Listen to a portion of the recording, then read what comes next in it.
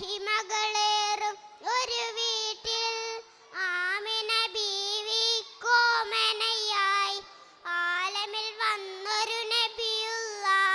കരുണ നിറഞ്ഞൊരു പൂവായി